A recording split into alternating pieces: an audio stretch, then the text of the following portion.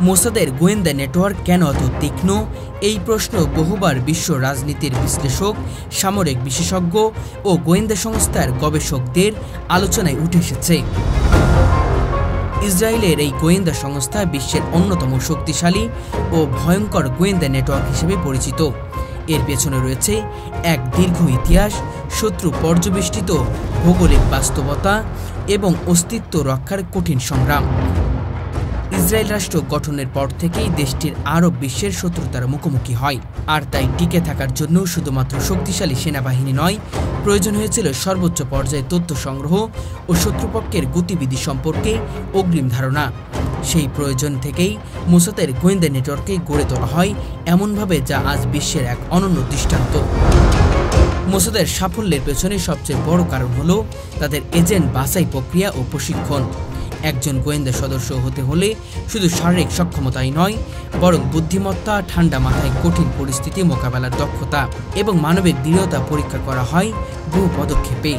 তারা প্রতিটি সদস্যকে এমনভাবে তৈরি করে যে প্রয়োজনে বছর বছর ধরে কোনো বিদেশি দেশে ছদ্মবেশে বসবাস করে গোপন তথ্য সংগ্রহ করতে পারে। অনেক সময় মোসাদের গুপ্তচর ব্যবসায়ী, সাংবাদিক, গবেষক, এমনকি সাধারণ পর্যটকদের পরিচয় বিশ্বের নানা প্রান্তে অবস্থান করে থাকে। এর ফলে তাদের নেটওয়ার্ক শুধু সীমান্ত ভিত্তিক নয়, বরং আন্তর্জাতিক মাত্রায় বিস্তৃত। প্রযুক্তিগত দক্ষতাও মোসাদকে অনন্য করেছে। আধুনিক যুদ্ধে সাইবার যুদ্ধ, হ্যাকিং, স্যাটেলাইট হ্যাকিং কিংবা মোবাইল নেটওয়ার্ক পর্যবেক্ষণের মাধ্যমে তারা প্রতিনিয়ত শত্রুর কার্যকলাপ পর্যবেক্ষণ করে।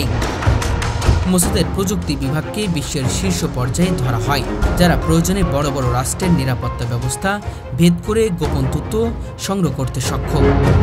সবচেয়ে গুরুত্বপূর্ণ দিক হল মোসাদ তাদের গোয়েন্দা কার্যক্রমকে কখনো সাধারণ দায়িত্ব হিসেবে দেখে না। তাদের কাছে প্রতিটি তথ্য সংগ্রহ জাতীয় নিরাপত্তা, অস্তিত্বের লড়াইয়ের অংশ।